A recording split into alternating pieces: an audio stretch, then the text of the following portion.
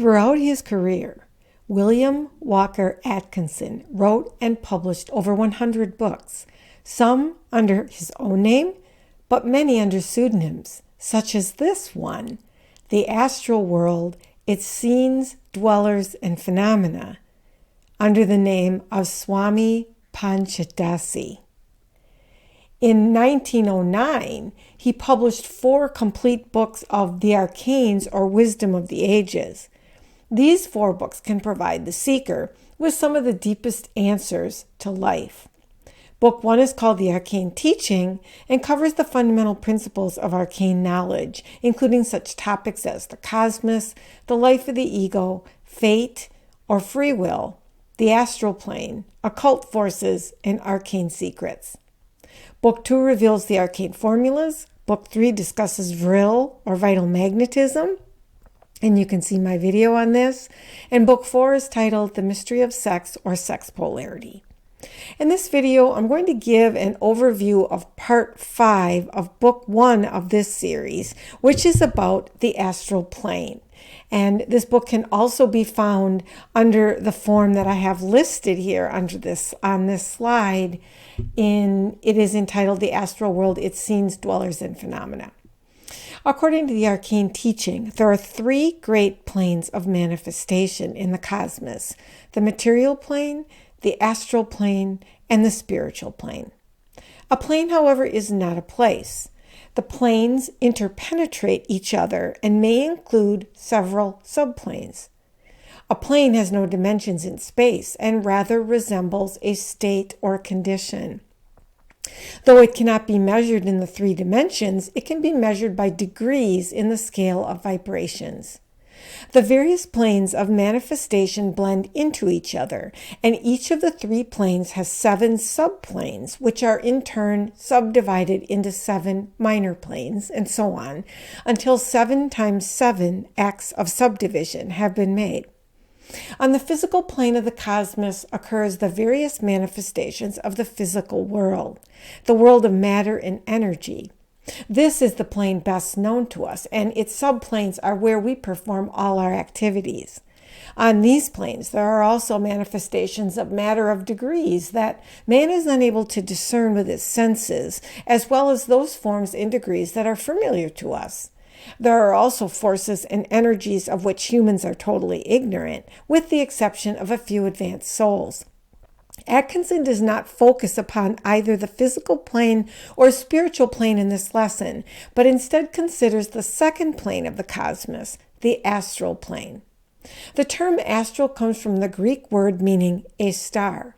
The Arcane Teaching follows the most approved ancient usage and applies the term astral plane to the intermediate plane of the cosmos, the plane that is between the material and the spiritual. It includes the higher as well as the lower astral subplanes, of which there are many. These subplanes bear close analogies to corresponding planes known to us on the material plane. One of the subplanes that is nearest to our material realm is the subplane in which thought currents operate, and also in which the astral bodies of the embodied and the auric colors are visible. On this subplane, the phenomenon of mentalism manifests.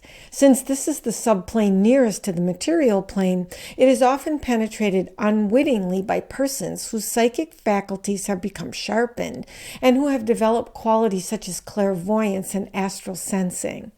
The astral body of humans is the finer body or inner envelope of the entity or soul. It has been called by various names, including the ethereal body, the fluidic body, and the double. It is made of astral substance, which is much finer than matter as we know it. It leaves the material covering or body of the person upon that person's death. It also wanders far from the physical body during sleep. Under certain conditions, it may even leave the physical body during waking hours and project itself to distant points in space. This is called astral projection. This astral body is invisible to the ordinary physical senses, but those who have developed the power of clairvoyance may see it plainly. It may also lower its vibration and materialize, appearing as a shadowy form that can be perceived by the ordinary physical senses. During the life of the physical body, it is always connected to the body by a thin, slender filament. If this filament is broken, the death of the physical body takes place. The astral body is composed of 7 sheaths or layers of substance. The grossest of these disintegrates when the entity rises to the higher astral subplanes and must again be materialized when it revisits the lower planes. An individual's aura is an emanation or radiation from the astral body. This aura of vitality vibration differs from the aura of the physical body. That aura Atkinson defines as vril. The astral aura, on the other hand, is an emanation of the mental states, feelings, and emotions of an individual's mind. It is egg-shaped and extends on all sides of a person to a distance of about 3 feet.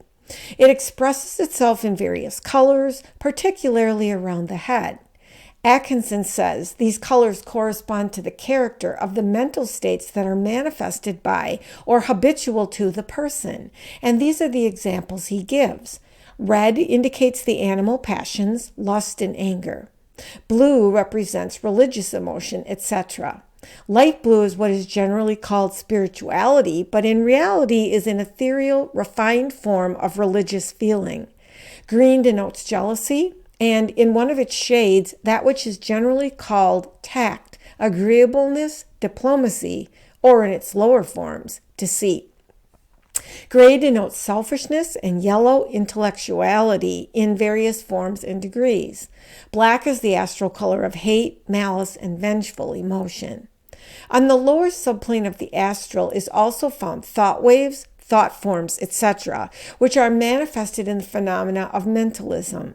Some of these thought forms are highly charged with the strong will or ardent desire of the person emanating them, and are vitalized by the vril or vitality of the person, which has been infused into them. These thought forms often exert nearly as great a psychic power over those with whom they come in contact as would the sender himself in person. These thought forms tend to gather around places in which the vibrations are harmonious to their own. Some places have the mental atmospheres of vice or greed, for example. Thought atmospheres exist everywhere on the lower astral subplane. These thought forms abide on the lower subplanes of the astral until they finally disintegrate. On another subplane are found the manifestations of what Atkinson calls the scrap pile of the astral. On this subplane is found the discarded astral materials of the astral bodies, which have been sloughed off by entities which have discarded them as they moved up higher. Also, the disintegrating astral bodies of entities which have failed to survive and whose souls have been resolved into their original elements. Atkinson points out that these remnants of the astral bodies that are disintegrating are not in any way related to the souls which formerly inhabited them. Instead, they are shells without soul or mind. However, they possess a slight degree of vitality or vril. In this sense, they are astral corpses, much like a corpse is the discarded physical body. These astral corpses can be revived by the vril of a medium and may even materialize as a shadowy form that moves and even speaks. Atkinson says, though, that the only mind in these are supplied by the medium or persons present at a seance.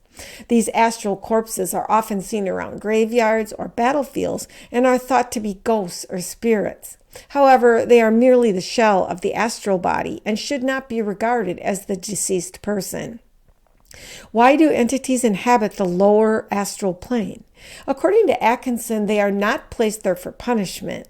They are there because of their own abnormal desires and tendencies, which make them unfit for the planes of even the lowest of disembodied human entities, and which also render them unfit for association with the disembodied astral forms of animals. What type of creatures are these entities? These creatures are the disembodied entities of those who attempted to reverse cosmic law, and their fate is a kind of living death, a conscious life in a corpse-like body among corpses of the astral. Atkinson also discusses minor subplanes of the astral that he calls astral black keys. On these subplanes dwell the non-human or semi-human creatures, which are grouped together under the general name of elementaries or elementals. These elementaries may be grouped into several general classes. One of these classes is sometimes called nature spirits. This includes entities that writers had referred to as earth spirits or gnomes, water spirits or undines, air spirits or sylphs, fire spirits or salamanders, fairies, pixies, elves, brownies, jinn, trolls, little people, goblins, etc. Under ordinary circumstances, they are not visible to physical sight, but they have the power of making themselves visible by materialization when they desire to be seen. There are many subdivisions or races among these elementaries. Most of them prefer to avoid human contact, but on rare occasions have been known to make friends with humans and offer their assistance. Atkinson comments that the adept knows how to make use of the services of the nature spirits when he requires them, but the ordinary magician can obtain their assistance only by the processes of invocation or evocation. This means they attract the attention of the elementary as a suppliant and try to make some type of bargain with them or set in motion influences which would compel their obedience. Both methods are extremely dangerous, especially the latter method. Compelling the obedience of such entities may arouse hostility, which could prove fatal to the practitioner. On other low planes of the astral exists another type of elementaries which are called artificial or man-made entities. This is the largest class of astral entities and the most important group for humans. They arise out of the thoughts of humans and are classified as those artificial elementals made unconsciously versus those made by magicians with definite intent. Atkinson also says there is a third class of these entities that are not elementals at all. This is how he describes how this group of entities are created. The elemental essence which surrounds us on every side is in all its numberless varieties singularly susceptible to the influence of human thought. The action of the mere casual wandering thought upon it causes it to burst into a cloud of rapidly moving evanescent forms. When the human mind formulates a definite purposeful thought or wish, the effect produced is as follows. The thought seizes upon the plastic essence and molds it instantly into a living being of an appropriate form. A being which, once thus created, is in no way under the control of its creator, but lives out a life of its own. The more frequently a human thinks the same thought, the longer lasting will be the elemental created by that thought. Repetition of thought strengthens the elemental. This is why a person who frequently dwells upon one wish often forms for himself an astral attendant, which, constantly fed by fresh thought, may haunt him for years and become more powerful and influential over him. If the desire is an evil one, the effect upon the human's moral character will be disastrous. These thoughts humans have about other humans do not hover around the thinker, but about the object of the thought. This means that good wishes and friendly thoughts toward others elicits a positive response, while the opposite is also true. Evil wishes and angry thoughts produce envy, hatred, malice, and uncharitableness in the world. Atkinson says that among the artificial elements, many terrible creatures are to be seen. The person whose thoughts or desires are spiteful, brutal, and avaricious carries these everywhere and is populated with loathsome beings which he himself has created. These are a dangerous nuisance to other humans he comes in contact with, since they spread what Atkinson calls moral contagion. By some of the more advanced processes of black magic, artificial elementals of great power may be called into existence. These entities have the power to create much evil. However, Atkinson says if they are aimed at a person who is pure of character, they are unsuccessful at attaching to this person. In this case, they react with terrible force upon their creator. Human will is sufficient to overcome their power, and they are prevented from coming to the mental atmosphere of all who do not attract them by virtue of the character of their own mental vibrations. Atkinson also explains the difference between invocation and evocation of calling upon supernatural beings or disembodied entities, elementals, visual thought entities, etc. from the astral plane. The word invoke means to call for solemnly or with earnestness, to call upon or address in prayer, to solicit in prayer for assistance or protection. On the other hand, the word evoke means to call out or summon forth, often used in the sense of calling forth of disembodied souls and other entities. Invocation of the power of superior or supernatural beings by means of prayer, offering, sacrifice, and other ceremonial forms is ancient. The Arcane teachers taught that every true and earnest prayer coming from the heart of a sincere and devout worshiper brings that person into a closer relation to the great cosmic spirit, the essence of the one life of the cosmos. This experience leaves a person with a sense of renewed power and strength. This is because the process means the individual is brought closer to the very essence of being, the one life. Atkinson says that the person who prays earnestly and with faith in the result assumes the mental attitude of confident expectation. This is one of the first stages in attainment by occult methods: earnest demand, confident expectation, positive will. These are the three coordinates of the exercise of occult power.